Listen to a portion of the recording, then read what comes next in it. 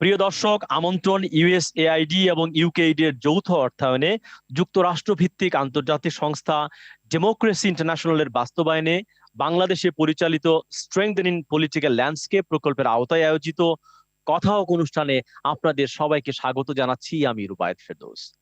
SPL citizen advocacy forum mask ব্যবহারে জনসচেতনতা বাড়াতে বাংলাদেশের 22টি জেলায় নিরবিচ্ছিন্নভাবে কাজ করে যাচ্ছে। এই ক্যাম্পেইনের মূল বার্তাটি নিয়ে আরো আলোচনা করতে আজকে আমরা যে আলোচনার বিষয়টি ঠিক করেছি তা হচ্ছে মাস্কে সুরক্ষা।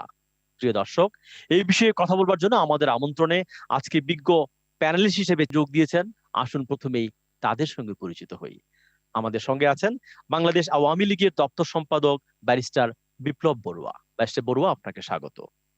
আছেন বাংলাদেশ জাতীয়তাবাদী দল বিএনপির যুগ্ম মহাসচিব মোয়াজ্জেম হোসেন আলাল, আপনাকে স্বাগত। আমাদের সঙ্গে যোগ দিয়েছেন বাংলাদেশ দোকান মালিক সমিতির সভাপতি মোহাম্মদ হেলাল উদ্দিন, ওয়েলকাম। এবং BRAC James P grant school of public হেলথের অধ্যাপক এবং বাংলাদেশের বিশিষ্ট জনস্বাস্থ্য বিশেষজ্ঞ ডক্টর কাউসার আফসানা এবং বাণিজ্য মন্ত্রণালয়ের অতিরিক্ত সচিব শফিক জামান। প্রিয় দর্শক, এছাড়াও আমাদের এই আলোচনায় সারা দেশ থেকে 20 জন অংশগ্রহণকারী আছেন। তারা আমাদের প্যানেলিস্টদেরকে বিভিন্ন বিষয় মাস্ক নিয়ে, করোনা নিয়ে প্রশ্ন করবেন। সেই প্রশ্ন উত্তর নিয়ে পুরো আলোচনা এগিয়ে যাব। তো প্রথমে আমি অধ্যাপক ডক্টর কাউসার আফসানা আপনাকে দিয়ে আজকের আলোচনা শুরু করতে চাই। যে শীতের আবির্ভাব হয়েছে, করোনার দ্বিতীয় ঢেউ কিন্তু বিশ্ববাসী দেখছে। আমাদের মাননীয় প্রধানমন্ত্রী সতর্ক করেছিলেন যে শীতকালে একটা দ্বিতীয় ধাক্কা কিন্তু করোনার আসতে পারে। তো এই সব মিলিয়ে যদি বলেন যে বাংলাদেশের করোনা মোকাবেলায় আমাদের মাস্কের ব্যবহার কতটুকু আমরা করছি, যদিও এটা ব্যবহার কিন্তু বাধ্যতামূলক করা হয়েছে, কিন্তু জনগণকে আমরা কতটা উদ্বুদ্ধ করতে পেরেছি বলে আপনার মনে হয়? ডক্টর আফসানা, একজন পাবলিক হেলথ এক্সপার্ট হিসেবে আপনি যদি বলেন। অনেক ধন্যবাদ।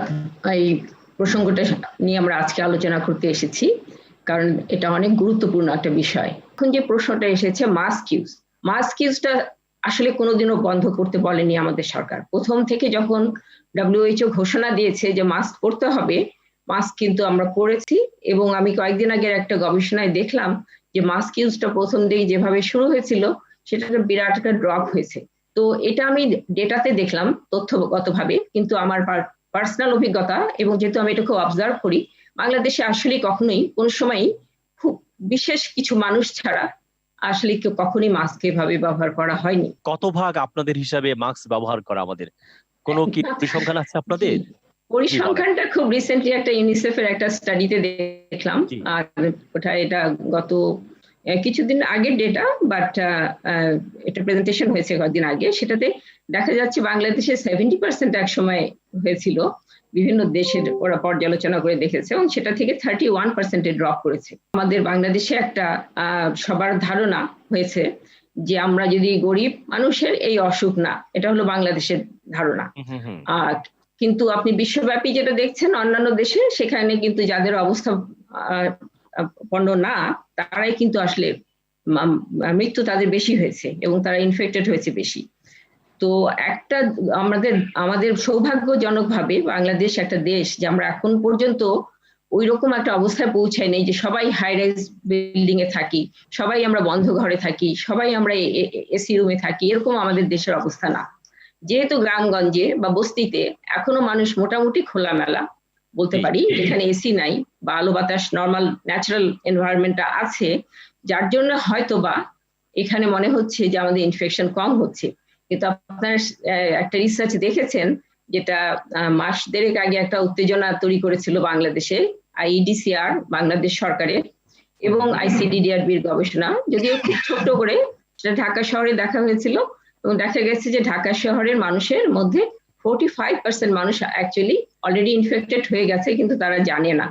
হ্যাঁ, এবং বস্তিতে দেখা গেছে পপুলেশনটা এত ছোট, বলতেও খারাপ লাগে, তারপরেও সেই পপুলেশনের মধ্যে দেখা গেছে যে 74% রিকাভার্ড। তার মানে কি মানুষের হচ্ছে, ভালো হচ্ছে। এবং আপনারা জানেন যে এটাকে আমরা বলছি উপসর্গ টের পাওয়া যাচ্ছে না, অ্যাসিম্পটোম্যাটিক। জি, অনেক ধন্যবাদ ডক্টর আফসানা। আমি আপনার কাছে আবার আসবো, আপনি সঙ্গেই থাকুন। আমাদের সঙ্গে রাজনীতিবিদ আছেন দুজন, তাদের কথা একটু শুনে আসি।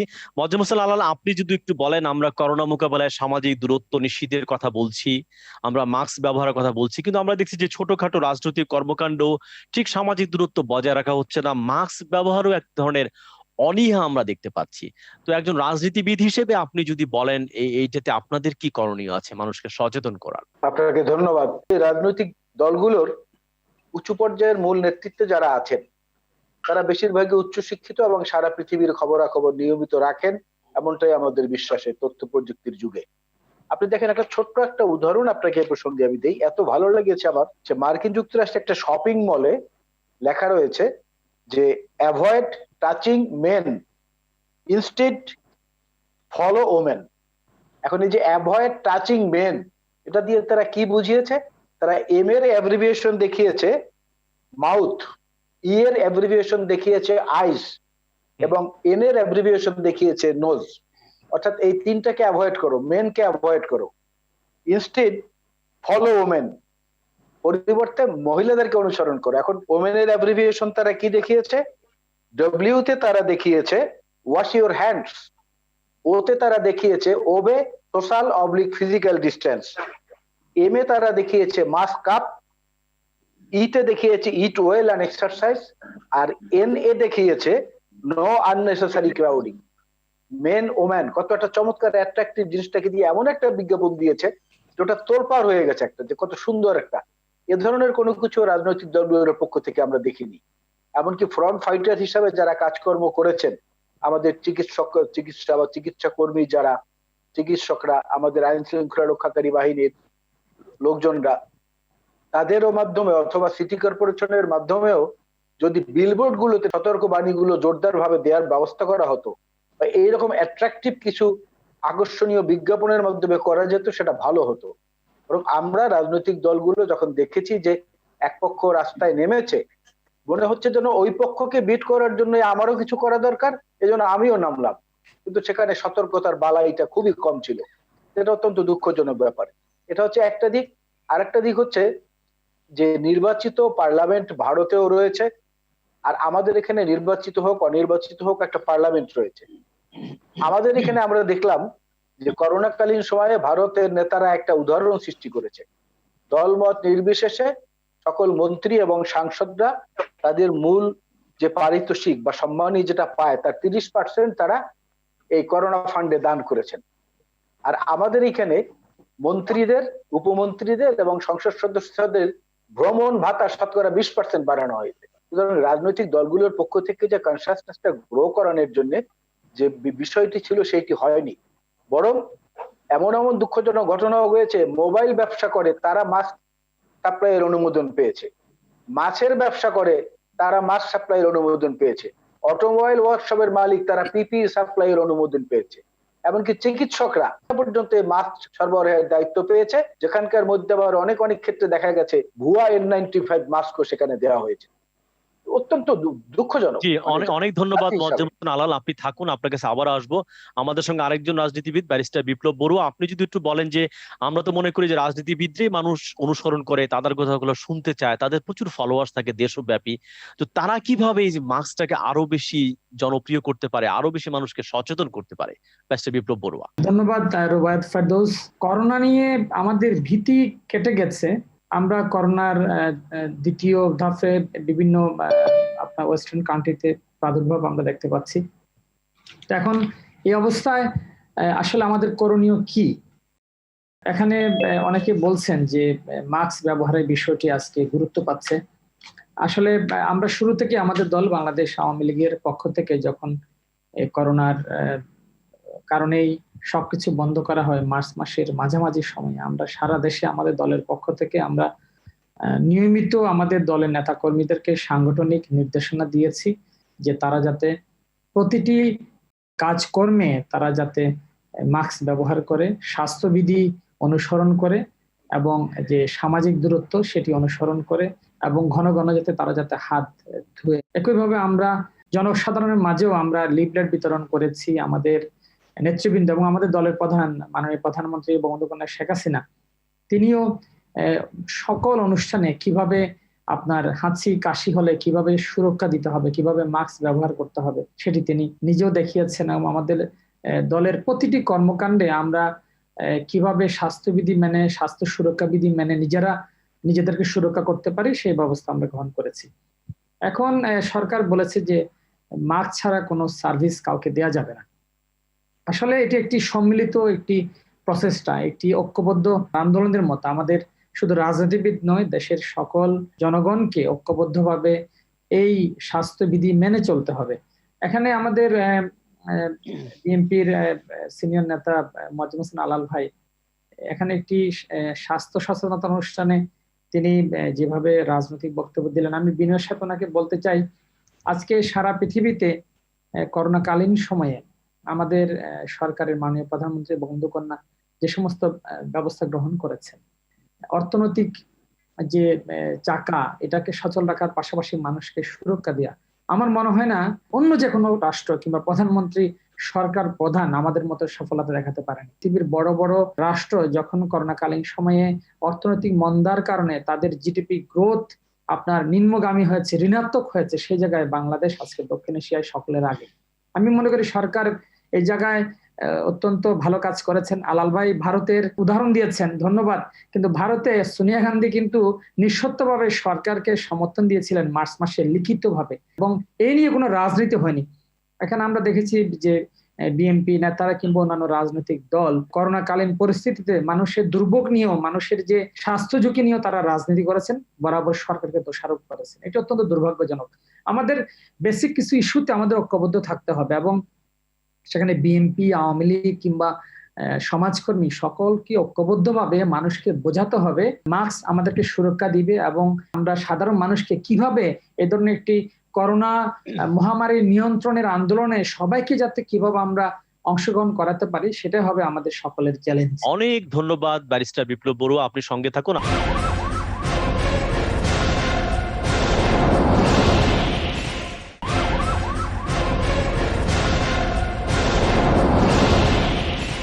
আমাদের সঙ্গে আছেন দোকান মালিক সমিতির মিস্টার হেলাল। হেলাল ভাই, আপনি যদি একটু বলেন, যেহেতু ব্যবসায়ীদের নেতা আপনি, দোকান, হাট বাজার সব মিলিয়ে ইভেন পরিবহনের মধ্যেও আমরা দেখি যে মাস্ক ব্যবহার শুরুর দিকে যেরকম ডক্টর আফসানা বলছিলেন, শুরুতে যতটা ছিল ধীরে ধীরে একটু কমে আসছে, অনীহা তৈরি হয়েছে। ব্যারিস্টার বিপ্লব বড়ুয়া যেটা বললেন, আতঙ্ক কমে যাওয়ার কারণেই কি মানুষ এটা করছে কিনা আসলে, কিন্তু এখন আমরা মনে করি যে এই মাস্কটা ব্যবহার করেই যেতে হবে আমাদের নিয়মিত।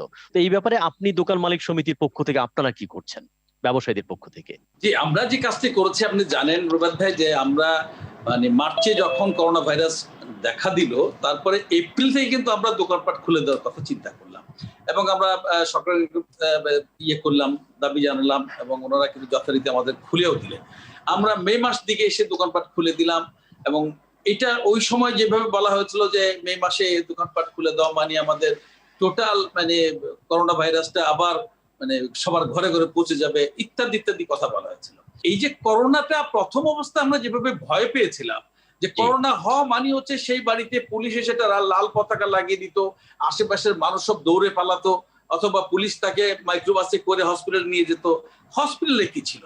ওখানে চিকিৎসা নাই, ওখানে মানুষ গরম পানির সময় গরম পানি পেত না, খাবার সময় খাবার পেত না, ওষুধের সময় ওষুধ। এমনকি এরকমও দেখেছি যে বৃদ্ধ মাকে ফেলে সন্তানরা চলে গেছে, সেই প্রাথমিক ভয়ের জায়গাটা বোধহয় একটু দূর হয়েছে আর কি। হ্যাঁ, এবং এটা কি হলো দেখেন, আমরা সবাই খুলে দেওয়ার কারণে আমরা এক ধরনের স্বাভাবিক জীবনে ফিরে এসেছি, এবং তাতে করে জীবন এবং জীবিকা এবং আমাদের মধ্যে একটা কনফিডেন্স বিল্ড করলো যে আমাদের এটা হলে পরে আমরা ওষুধ খাবো, সিমটোমেটিক ট্রিটমেন্ট আমরা করব, তাতে আমরা ভালো হোক। সারা পৃথিবীতে আমরা দেখছি, ইউরোপ থেকে শুরু করে আমেরিকা থেকে শুরু করে সব জায়গায় নতুন সেকেন্ড ঢেউটা এসছে।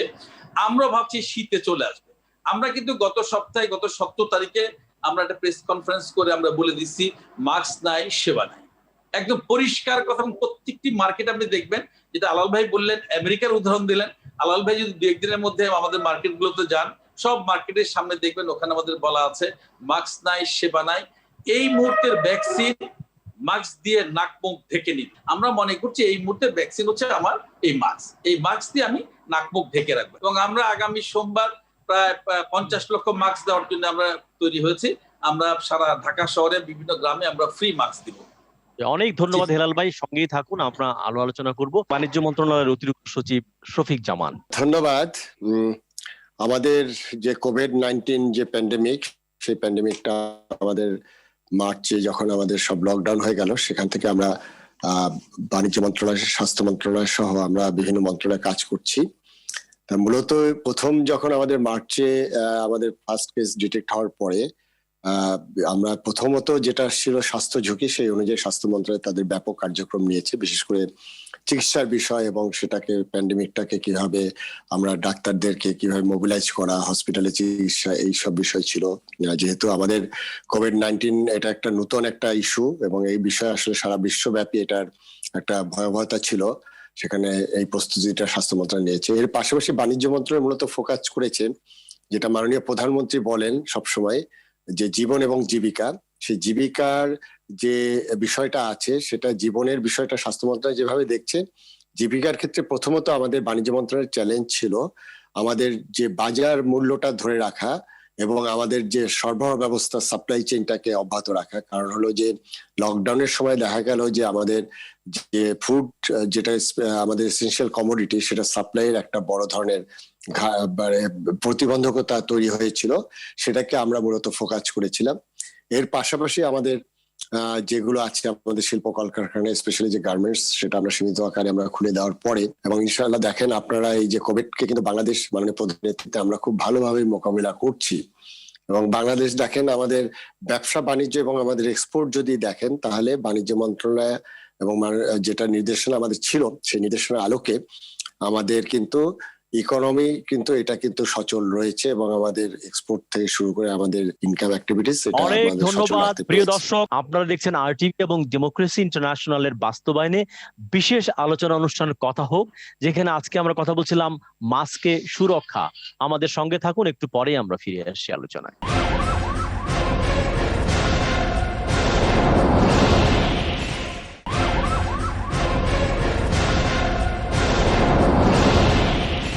প্রিয় দর্শক, ইউএসএআইডি এবং ইউকেইডি এর যৌথ অর্থায়নে যুক্তরাষ্ট্র ভিত্তিক আন্তর্জাতিক সংস্থা ডেমোক্রেসি ইন্টারন্যাশনালের বাস্তবায়নে বাংলাদেশে পরিচালিত স্ট্রেংথেনিং পলিটিক্যাল ল্যান্ডস্কেপ প্রকল্পের আওতায় আয়োজিত কথা হোক অনুষ্ঠানে আপনাদের আরেকবার স্বাগত জানাচ্ছি। আমি রুবায়েত ফেরদৌস। আজ আমরা কথা বলছিলাম মাস্কে সুরক্ষা। আমরা আরো প্রশ্ন উত্তর আপনাদের নিব। তার আগে মাস্ক সুরক্ষা নিয়ে একটি জনসচেতনতামূলক অ্যানিমেশন তৈরি করেছেন ডেমোক্রেসি ইন্টারন্যাশনাল। আসুন সবাই সেটা মনোযোগ দিয়ে দেখে নিয়ে তারপর আমরা আবার আলোচনায় ফিরে আসি।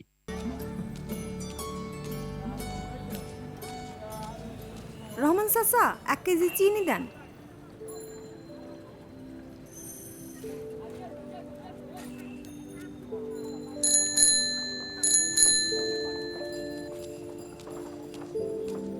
কি রাইসু মিয়া, সকলে লাইনে দাঁড়ায় আছে আর তুমি একেবারে লোকাল বাসের মতন হুট কইরা সামনে আইসা পড়লা যে? তফাত রাইখা পিছনে গিয়া দাঁড়াও। ও আচ্ছা।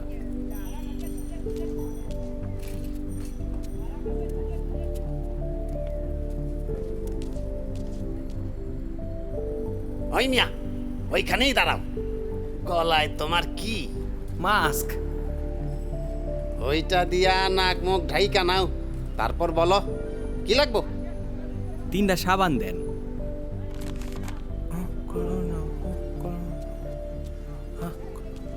চাচা, 1 বোতল ঠান্ডা দেন। মাস্ক পরবা না তো জিনিসও পাইবা না। আরে চাচা, আমি হইলাম আপনার রেগুলার কাস্টমার, কিচ্ছু হইব না। তাড়াতাড়ি দেন, দেরি হয়ে যাইতেছে। মানে মানে মাস্ক কই? আছে আছে, পকেটে সুন্দর ভাঁজ কইরা রাখছি। কি রাইছু, মাস্ক কি পকেটে থাকানোর জিনিস? তোমার তো দেখি জীবনের মায়া নাই। সালাম লিডার, আপনি কোন তো মাস্ক পরলেই কি সব ঠিক হয়ে যাইব? না, সব ঠিক হইব না, কিন্তু আমরা যদি সকালে মাস্ক পইরা থাকি তাইলে করোনা ভাইরাস কম ছড়াইব, নিজে সুস্থ থাকতে পারবা আর পরিবারকেও সুরক্ষিত রাখতে পারবা। এবার ঠিক আছে তো? না, এখনো ঠিক নাই। শোনো, সব সময় ভালোভাবে নাক মুখ ঢাইকা মাস্ক পরতে হইব, মনে থাকবো? মনে থাকবো। রহমান চাচার দোকানে ভুলেও মাস্ক ছাড়া আসুম না, এই কানে ধরলাম। শুধু রহমানের দোকানেই না, যেখানেই যাও মাস্ক পরে যাবা। সকলেই যদি নিয়ম মাইনা চলি তাইলে করোনার ভয় আর থাকবো না। এজন্যই no mask no sale. Mask ব্যবহারে কমে করোনা সংক্রমণের ঝুঁকি। আসুন ঘরের বাইরে মাস্ক পরে বিপদমুক্ত থাকি।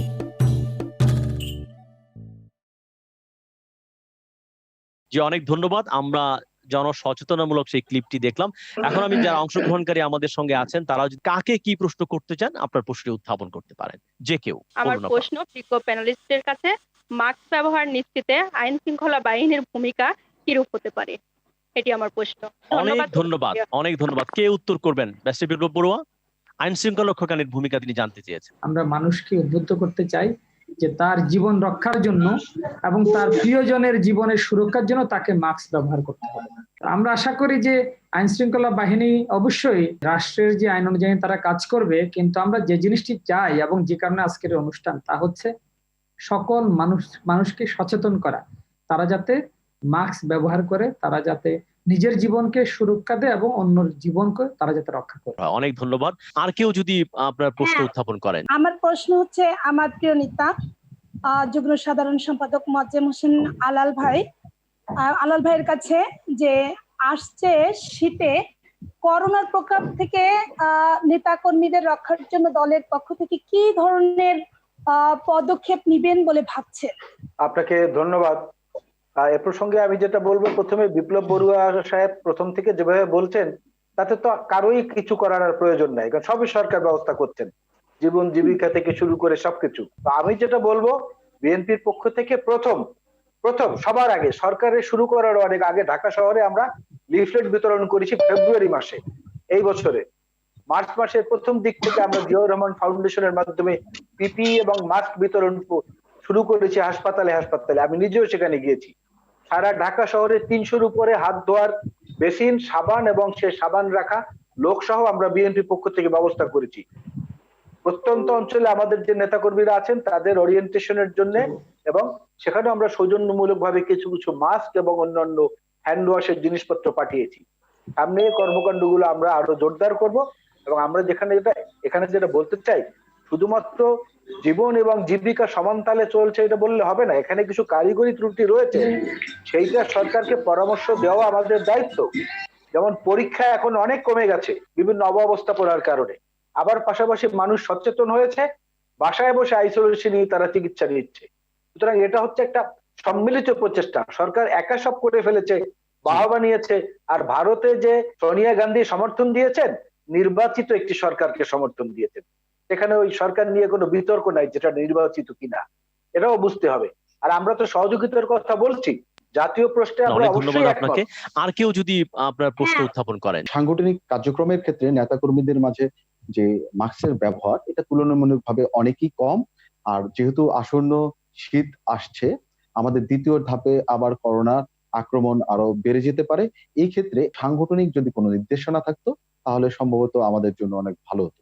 অনেক ধন্যবাদ চাঁদপুর থেকে প্রশ্ন করার জন্য। ব্যারিস্টার বিপ্লব বড়ুয়া, আপনি যদি বলেন যে পার্টির পক্ষ থেকে সাংগঠনিক কোনো নির্দেশনা থাকতে পারে কিনা, মৌখিক হোক লিখিত হোক, এই প্রস্তাব তিনি করেছেন। আমরা সারা বাংলাদেশে আমরা স্বাস্থ্য সুরক্ষা সামগ্রী আমরা বিতরণ করে চলেছি, এখনো করে যাচ্ছি, এবং এই দুঃসময়ে আমরা মানুষের পাশে ছিলাম। আমরা প্রায় 1,25,00,000 পরিবারের আমরা দায়িত্ব নিয়েছিলাম। আমাদের দলের পক্ষ থেকে তাদের সবাইকে খাদ্য সহায়তা দেওয়া হয়েছে। এবং বাংলাদেশ আওয়ামী লীগ সারা বাংলাদেশে সরকারি সাহায্য নয়, বাংলাদেশ আওয়ামী লীগ নিজেদের নেতাকর্মীদের অর্থে 10 কোটি নগদ অর্থ মানুষকে তারা সহায়তা দিয়েছে। আমি জানি না বিএনপির কি কার্যক্রম করোনাকালীন সময়ে ছিল, আমি কাউকে দোষারোপ করছি না। নেত্রী সার্বক্ষণিক গণভবনে বসে প্রতিটি কাজ তিনি তদারকি করেছেন। তিনি বলছিলেন যে একটু আগে আলাল সাহেব, যে করোনার নাকি টেস্ট মানুষ করতে যাচ্ছে না কারণ অব্যবস্থাপনার কারণে। আমি ওনাকে বলতে চাই, বর্তমান বাংলাদেশে গতকাল পর্যন্ত দেশের প্রায় 125টি জায়গায় শুধু বাংলাদেশের মানুষের করোনা টেস্টের জন্য ল্যাব চালু আছে। যারা বিদেশ যাত্রী তাদের জন্য আলাদা ব্যবস্থাপনা রয়েছে। আর এখানে এই ডিবেটে আমি নির্বাচন নিয়ে কোনো কথা বলতে চাই না, কারণ আমার মনে হয় বাংলাদেশের যে নির্বাচনের যে গণপ্রতিনিধিত্ব আদেশ রয়েছে আরপিও, সেটি সংশোধন করে যদি আমরা এমন কোন ক্লজ ঢুকাতে পারি যে বিএনপিকে নির্বাচনে জয়লাভ ঘোষণা করতে হবে, তবেই মনে হয় বিএনপি বাংলাদেশের নির্বাচন তারা মেনে নেবেন। আমাদের দল সরকারের পাশাপাশি মানুষকে প্রতিদিন আমরা উদ্বুদ্ধ করে যাচ্ছি স্বাস্থ্য সুরক্ষা মেনে রাজনৈতিক কর্মকাণ্ড পরিচালনা করতে হবে, মানুষের পাশে থাকতে হবে। অনেক ধন্যবাদ ব্যারিস্টার বিপ্লব বড়ুয়া। পরের প্রশ্ন আমরা যাব। আমার প্রশ্ন ডক্টর আফসানা আপার কাছে। জি ম্যাম, আপনার কাছে আমার প্রশ্ন হলো, মাস্ক ব্যবহারকারী নির্দেশনা রয়েছে এবং অমান্যকারী শাস্তি বিধানও রয়েছে।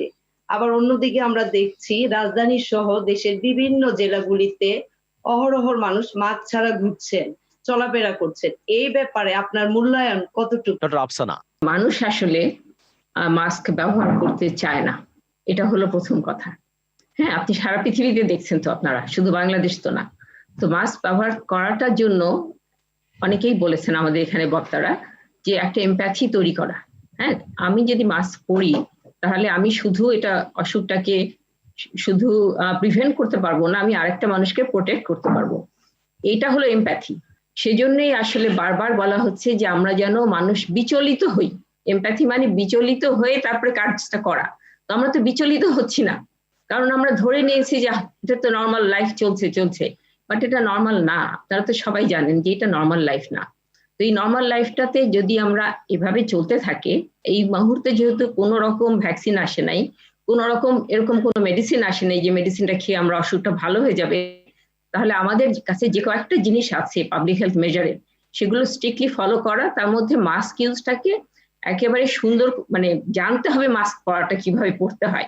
এই মাস্ক পরাটাও কিন্তু জানতে হয়। যদি একটু খোলাসা করে বললে আমরা ভুলটা কি করি একটু যদি বলেন, কাজে লাগবে। আপনি দেখবেন যে মাস্কটা অনেকে আমরা পড়ছি, একটু নাকের নিচে পড়ি, তারপরে কানের কাছে পড়ি, আমার মনে করছে আমি মাস্ক পরেছি, এবং একই মাস্ক আমি প্রতিদিনই পরি। হ্যাঁ, এবং এটাকে আমরা জানি যে কটন মাস্ক যদি পরি, সুতি মাস্ক, তাহলে এটা আমাদেরকে ওয়াশ করতে হবে। এবং যদি দোকানের ভাই, আপনি থ্যাংক ইউ সো মাচ, আপনি ইয়ে থেকে আসছেন, দোকান মালিক সমিতির প্রধান। তো এই জিনিসটা খুব গুরুত্বপূর্ণ যে আমাকে কিন্তু দোকানে যখন আমি যাদের মাস্ক দিব, আমাকে কিন্তু দেখতে হবে সেখানে লেয়ারটা কয়টা আছে। হ্যাঁ, এটা খুব গুরুত্বপূর্ণ, কারণ মাস্ক কিন্তু একটা কটন লেয়ার পরে যাব আর ওইটা পরলেই যে ভালো হবে তা না। যার জন্য এটা বোঝার জন্য যে নাকের উপরে আমি চশমা পরে আছি, মাস্কটা পরার সময় আমরা যদি একটা ফু দিলে আমরা বুঝতে পারবো যে আমার মাস্কটা থেকে বাতাস বার হচ্ছে কিনা। যদি বাতাসটা বার হয় তাহলে বুঝবেন যে মাস্কটা আসলে প্রপারলি পরা হয় নাই। এবং প্রপার মাস্ক পরে, এবং এটাকে যে যদি থুতু লাগে, আমরা জানি যে আমাদের দোকানে বা যেখানে বাইরে হোক মানুষ সুতি মাস্ক পরবে, এবং সুতি মাস্ক যদি পরি ওটা কিন্তু আসলে দুইবার আপনার দুটো মাস্ক লাগবে একজনের। কারণ হচ্ছে যে মুখে থুতু লাগলে ওই মাস্ক আর পরা যাবে না, তার মানে ওটা অন্য একটা মাস্ক পরতে হবে। একই সঙ্গে মাস্ক খোলার আগে এবং পরে দুইবারই কিন্তু হাত ওয়াশ করতে হবে। অনেক ধন্যবাদ ডক্টর আফসানা, আমরা অনেক কিছু নতুন করে আবার শিখতে পারলাম। আর কেউ যদি প্রশ্ন করেন? জি। বাজারে নকল মাস্ক এবং নিম্নমানের মাস্কের খুব বেশি ছড়াছড়ি, তো এই ব্যাপারে ভালো মাস্কগুলোর আবার দেখা যায় দামও বেশি। এই ক্ষেত্রে ভালো মাস্ক সহজলভ্য করা এবং নিম্নমানের মাস্ক এবং নকল মাস্ক প্রতিরোধে কোনো ব্যবস্থা সরকার নিচ্ছেন কিনা, বা নিলে কি ধরনের পদক্ষেপ নেবেন? অনেক ধন্যবাদ সিলেট থেকে প্রশ্ন করার জন্য ব্যারিস্টার বিপ্লব বড়ুয়া। আমি কারো নাম বলতে চাই না, আমরা অনেক হসপিটাল এর মালিককে গ্রেপ্তার করেছি, ইতিমধ্যে অনেকেই সাজা ভোগ করে চলেছেন। এখানে মাস্কের যে বিষয়টি আসছে, আমি বলবো যে সবাইকে মাস্ক কিন্তু নিজেও তৈরি করা যায়। WHO বিশ্ব স্বাস্থ্য সংস্থার যে ওয়েবসাইট আছে সেখানে কিন্তু সুনির্দিষ্ট করে বলা আছে কিভাবে মাস্ক নিজেরাও আপনারা তৈরি করতে পারবেন। আমি মনে করি যে আমাদের বাংলাদেশের সকল মানুষকে পরিবেশের কথা চিন্তা করে এই যে রিইউজেবল মাস্ক এই ধরনের আমাদের সামগ্রী বাজার থেকে কিনতে হবে, যেটি আমি অনেকদিন ধরে ব্যবহার করতে পারি এবং ধুয়ে পুনরায় আমি ব্যবহার করি। অনেক ধন্যবাদ আপনাকে। আর কেউ যদি প্রশ্ন করেন? একবার করেছেন সে না, আমরা প্রত্যেকের প্রশ্ন শুনতে চাই।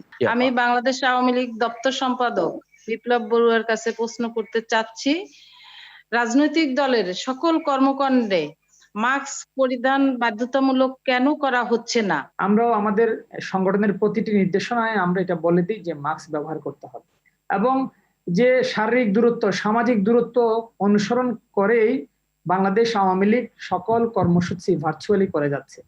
আমরা এই কারণে অনেক আমাদের রাষ্ট্রীয় কিংবা আমাদের বড় দিবসগুলো আমরা ওইভাবে মাননীয় প্রধানমন্ত্রী কিংবা আমাদের দলের সিনিয়র নেতাদের নিয়ে আমরা করতে পারি না।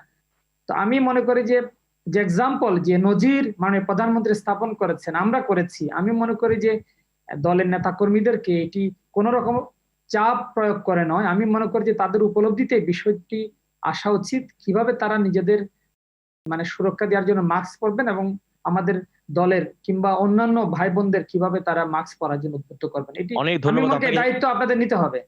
হেলাল ভাই কিছু যোগ করতে চান কি? থ্যাংক ইউ দোকান মালিক সমিতির পক্ষ থেকে হেলাল ভাই। আমরা তো একটা জিনিস প্রমাণিত যে এই মুহূর্তে পৃথিবীতে সবচেয়ে বেশি শক্তিশালী হচ্ছে করোনা, বিকজ যে ডোনাল্ড ট্রাম্পকেও ধরে ফেলছে সে। অতএব আমাকে খেয়াল করতে হবে সবকিছুর পরেও করোনা থেকে আমাকে মুক্ত থাকতে হবে। করোনা থেকে মুক্ত থাকার এই মুহূর্তে যে বিষয়টা, সেটা আমাকে মাস্ক পরতে হবে, সামাজিক দূরত্বটা বজায় রাখতে হবে এবং সাবান পানি দিয়ে হাত ধুতে হবে। এর পাশাপাশি আরেকটি কথা আমি বলি যে দেখেন, এই করোনা কালেও আমাদের অর্থনীতি ভালো, আমাদের রেমিটেন্স ভালো, আমাদের রপ্তানি ভালো, আমাদের আমদানি ভালো, আমাদের কৃষি ভালো। এইগুলো কিন্তু আমাদের এক ধরনের অর্জন। এই করোনার মধ্যে, করোনার সঙ্গে আমরা যুদ্ধ করছি, পাশাপাশি আমরা এগিয়েও যাচ্ছি। তো সব মিলে আমার কাছে মনে হচ্ছে আমরা ভালো পথে আছি। শুধুমাত্র যে জিনিসটা এই মুহূর্তে, যেহেতু শীতের মধ্যে আরেকটা ঢেউ আসার যে সম্ভাবনা তৈরি হয়েছে বা আসছে আমরা দেখছি, এই জায়গাটা যদি আমরা কভার করতে পারি ইনশাআল্লাহ আমরা ভালো অবস্থানে থাকবো। অনেক ধন্যবাদ আপনাদেরকে। আমরা আরো কিছু প্রশ্ন নিব, কিন্তু তার আগে এই পর্যায়ে আরেকবার একটা ছোট্ট বিরতি নিচ্ছি।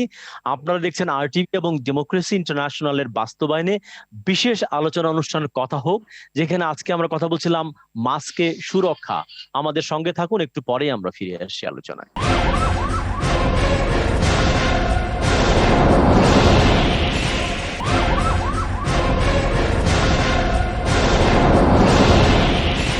প্রিয় দর্শক, USAID এবং UKAID এর যৌথ অর্থায়নে যুক্তরাষ্ট্র ভিত্তিক আন্তর্জাতিক সংস্থা ডেমোক্রেসি ইন্টারন্যাশনালের বাস্তবায়নে বাংলাদেশে পরিচালিত স্ট্রেংথেনিং পলিটিক্যাল ল্যান্ডস্কেপ প্রকল্পের আওতায় আয়োজিত কথা হোক অনুষ্ঠানে আপনাদের আরেকবার স্বাগত জানাচ্ছি। আমি রুবায়েত ফেরদৌস। আজ আমরা কথা বলছিলাম মাস্কে সুরক্ষা। আমরা 2 দফায় কিছু কথা বলেছি। এরপর যে আমরা আরো কিছু প্রশ্ন নিয়ে আমাদের যারা প্যানেলিস্ট তাদের কাছে উত্তরগুলো খোঁজার চেষ্টা করব। নার্গিস আপা বলুন। সম্প্রতি নির্বাচনী ক্যাম্পেইনগুলোতে স্বাস্থ্যবিধি মেনে চলার জন্য দলগুলো থেকে স্বাস্থ্যবিধি মেনে নির্বাচনী পরিচালনা বা নির্বাচনী পরিকল্পনার জন্য তারা কি ধরনের পদক্ষেপ গ্রহণ করেছেন? জি, আলাল ভাই যদি একটু বলেন। মাস্ক নিয়ে তো আমরা আলোচনার মধ্যে ছিলাম।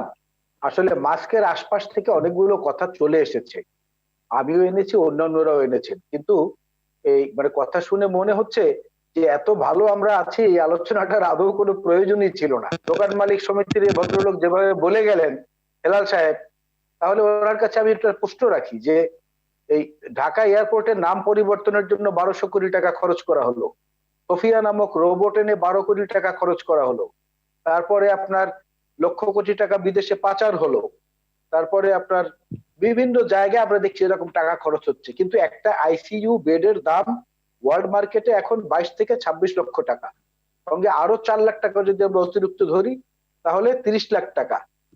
তো 30 লাখ টাকাটাকে যদি 10টা বেডও আমরা স্থাপন করি 3 কোটি টাকা লাগে মাত্র। এরকম সারা দেশে 100 বেড বা 1000 বেড তৈরি করতে 3 থেকে 4000 কোটি টাকা লাগে, সেটা স্বাস্থ্য খাতে নাই। সরকারি কোনো হাসপাতালে একটা আইসিইউ অ্যাম্বুলেন্স নাই।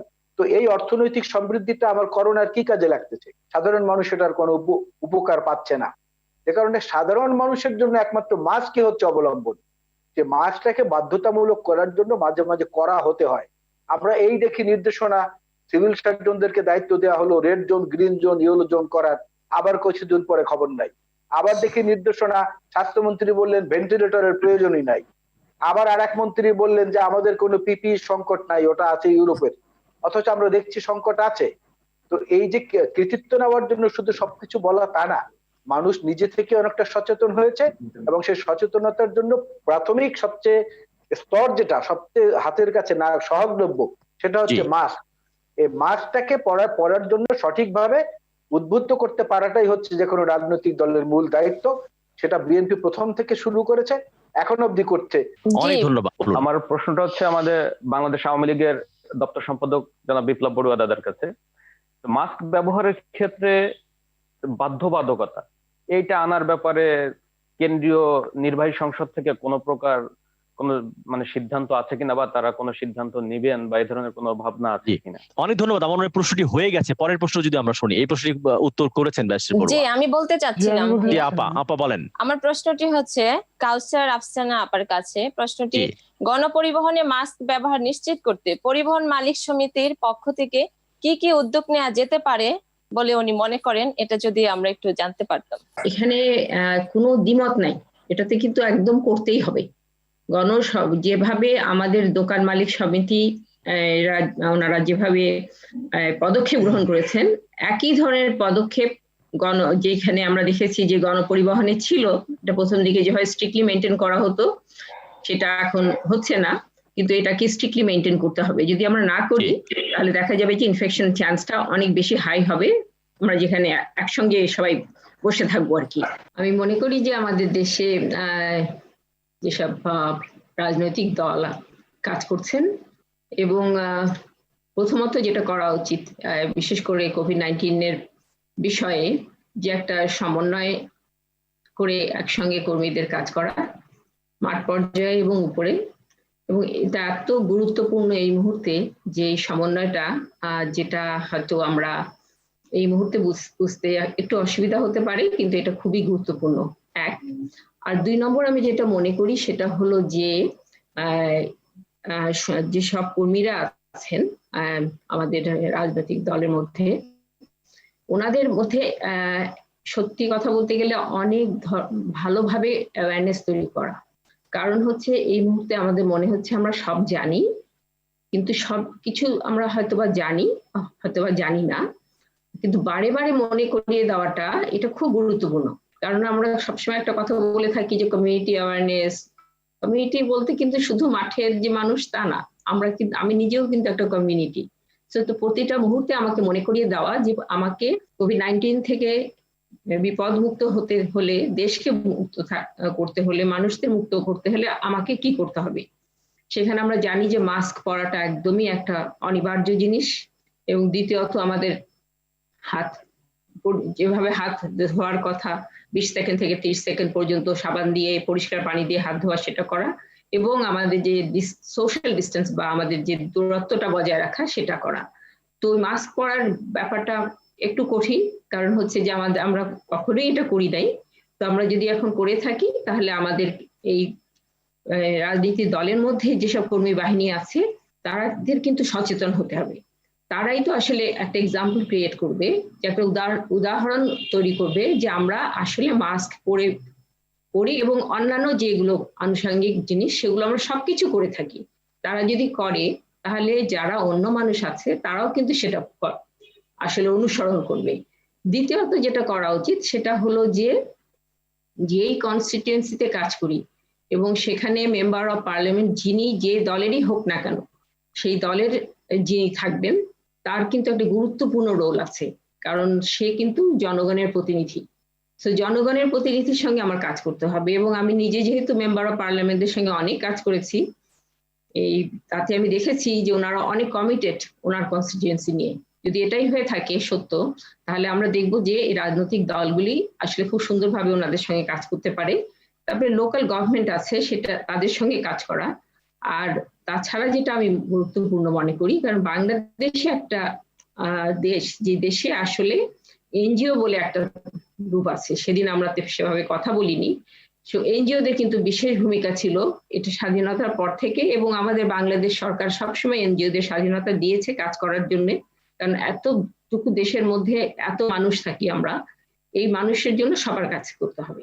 সবাই যদি কাজ করে তাহলে মাঠ পর্যায়ে যেসব এনজিও আছে তাদের সবার সঙ্গে আসলে সমন্বয় গঠন করাটা রাজনৈতিক দলের মানুষদের মধ্যে তৈরি হতে হবে, যেন আমরা সবাই একসঙ্গে কাজ করি। তাতে একটা আমি লোকাল গভর্নমেন্ট লোকাল হতো বললাম, কিন্তু আমি মনে করি যে ওখানে কত মানুষ আছে, যে কমিউনিটি হেলথ ওয়ার্কার আছে সরকারের, তারপরে আছে স্কুল টিচার, সরকারি বেসরকারি বিভিন্ন মানুষের।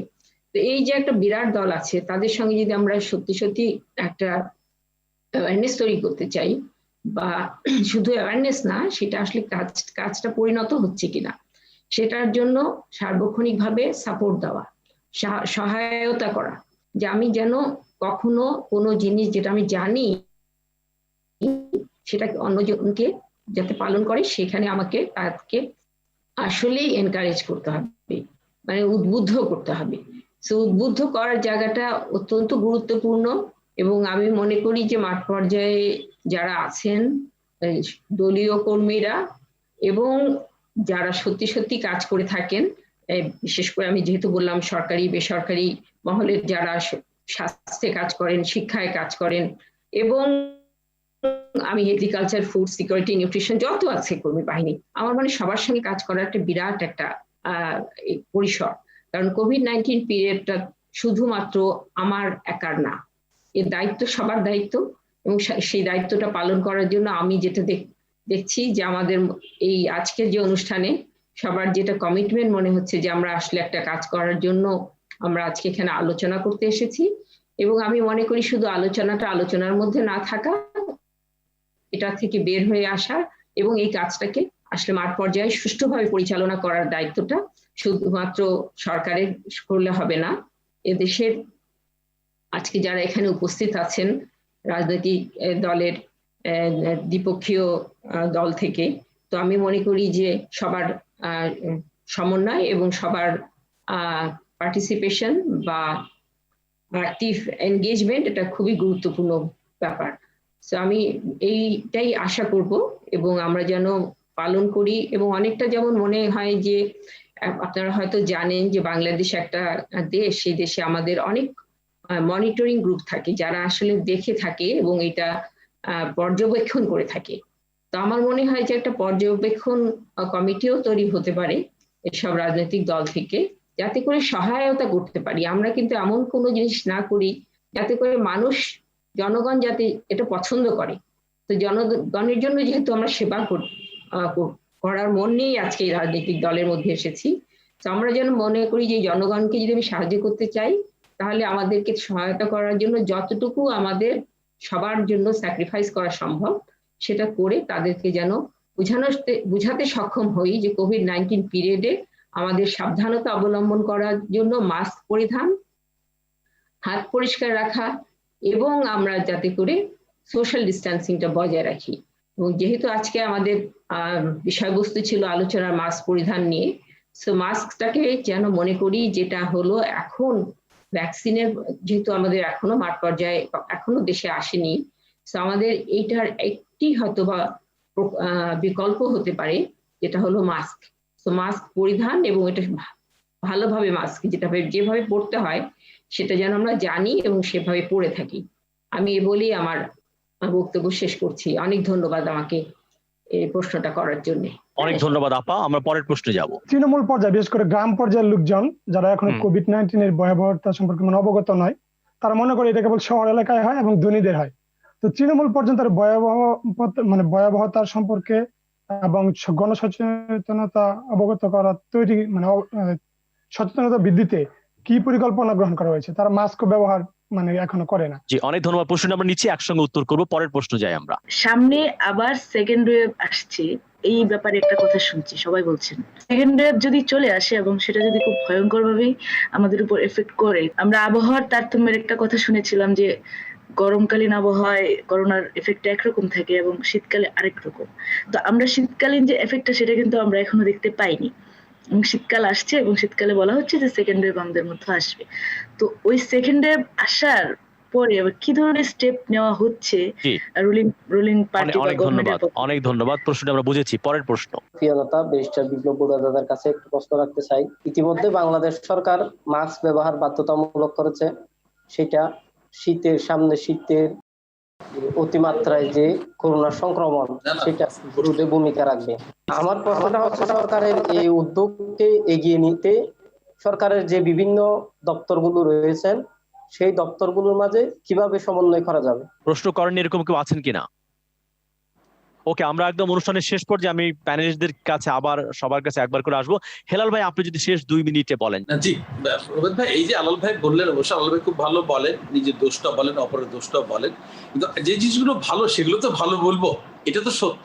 আর একটা জিনিস হচ্ছে কি, ফলো দ্য লিডার। আমরা সবসময় নেতাদের ফলো করি। রোবেদ ভাই, আমি আপনাকে একটা প্রশ্ন করি, এই যে ঢাকার 18 নির্বাচন উভয় দলের মিছিল মিটিং ছিল, বলেন তো কারা মাস্ক পরে এই মিছিল এসছে বা কারা মাস্ক পরে ক্যাম্পিং এ গিয়েছে? অর্থাৎ আমরা কিন্তু ওনাদের ফলো করি। এই জায়গাকে আমাদের খেয়াল রাখতে হবে। আমরা শুধু সমালোচনার জন্য এসে সমালোচনা করব, বাট আমরা কাজটা প্রপারলি করব না। হ্যাঁ, ব্যবসায়ীদের কিছু ত্রুটি আছে, আমরা কিন্তু চেষ্টা করছি। প্রতিটা জায়গায় আপনারা লক্ষ্য করেছেন, আমরা যখন দোকানপাট খুলেছিলাম আমরা টানেল করেছি, আমরা মাস্ক বিনামূল্যে দিয়েছি, আমরা তাদেরকে সতর্ক করেছি, সাবান পানির জন্য বেসিন রেখেছি।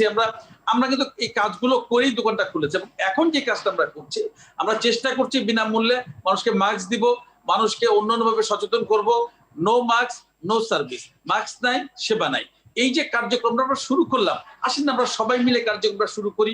আরেকটা বিপ্লব বড়ুয়াদাকে একটা কথা বলি, কিছু আইন প্রয়োগ করতে হয়। কারণ হয় কি, মানুষ যখন একদম ক্যালাসলি চলতে থাকে তখন সে বোঝে না এটা তার অন্যায় করছে। অর্থাৎ আমাকে আইনের মধ্যে আসতে হবে।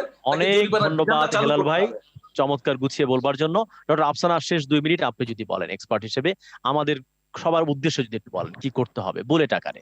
আমরা মাস্ক করব, আমরা হাত ওয়াশ করব, আমরা সামাজিক দূরত্ব বজায় রাখবো। এবং যেটা বলা হচ্ছে যে আমাদের কিন্তু একটা জিনিস খুব গুরুত্বপূর্ণ সেটা হলো যে এটা হবে অল গভর্নমেন্ট অ্যাপ্রোচ। সরকারের প্রতিটা ডিপার্টমেন্ট একইভাবে অংশগ্রহণ করবে, যাতে করে আমাদের দেশে শুধুমাত্র এটা মিনিস্ট্রি অফ হেলথের আন্ডারে না যায় আর কি।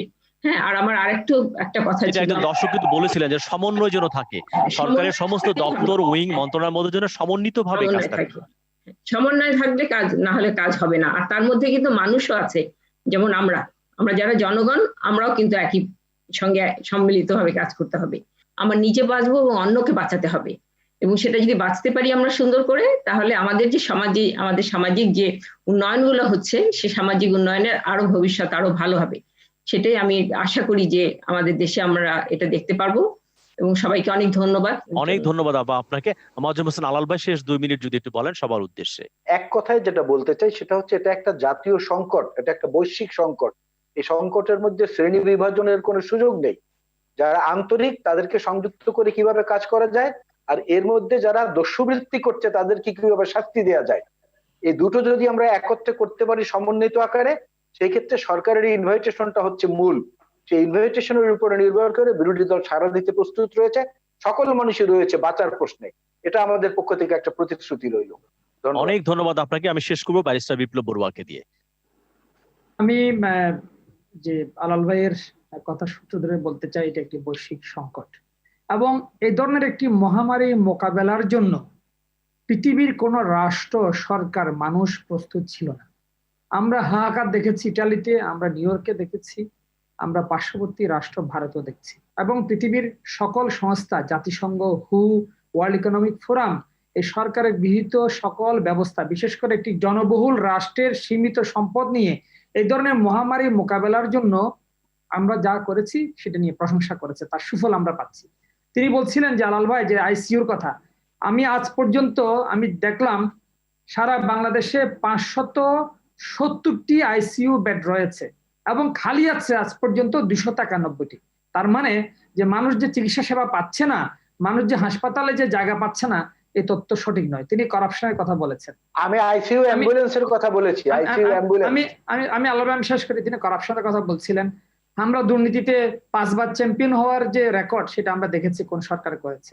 আসুন আমরা সকলে ঐক্যবদ্ধভাবে এই সংকটকে মোকাবেলা করি, এবং এই সংকট মোকাবেলায় যিনি নেতৃত্ব দিচ্ছেন বর্তমান সরকারের প্রধানমন্ত্রী বঙ্গবন্ধু শেখ হাসিনা, তার প্রতি আমরা বিশ্বস্ত থাকি। অনেক ধন্যবাদ আমাদের 4 জন বিজ্ঞ প্যানেলিস্ট এবং সম্মানিত যে 20 জন প্রশ্নকারী আমাদের এখানে ছিলেন।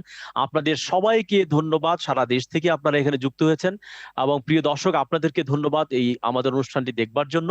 আমরা আজকে আলোচনা থেকে যে বিষয়টি পেয়েছি সেটা হচ্ছে, সবাইকে মাস্ক ব্যবহার করতে হবে বটেই, কিন্তু কেবল ব্যবহার করলে হবে না, সঠিকভাবে কিন্তু মাস্ক ব্যবহার করতে হবে, সামাজিক দূরত্ব বজায় রাখতে হবে, সবাইকে হাত পরিষ্কার রাখতে হবে, এবং যেখানে বড় জায়গায় জমায়েত আমরা হব সেখানে আরো বেশি আমাদেরকে সতর্ক থাকতে হবে। বলা হয়েছে সরকারের একটা বড় দায়িত্ব আছে, কেবল সরকার পাবে না, রাজনৈতিক দল থেকে শুরু করে সামাজিক সংগঠনগুলো যে যার জায়গা থেকে প্রত্যেককে আমাকে একটা সমন্বিতভাবে আমাদেরকে কাজ করতে হবে। এবং এই সংকট কেবল বাংলাদেশের না, বলা হয়েছে এটা একটা বৈশ্বিক সংকট।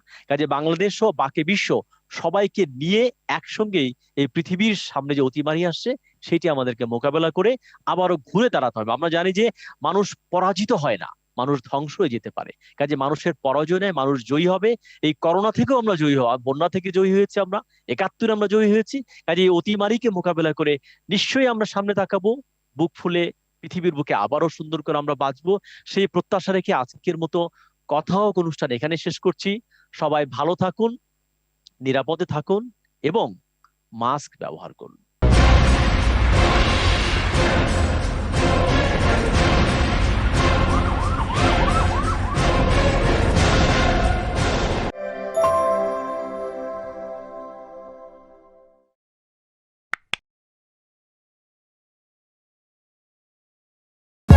For more updates, subscribe and press the bell icon on YouTube app and never miss another update.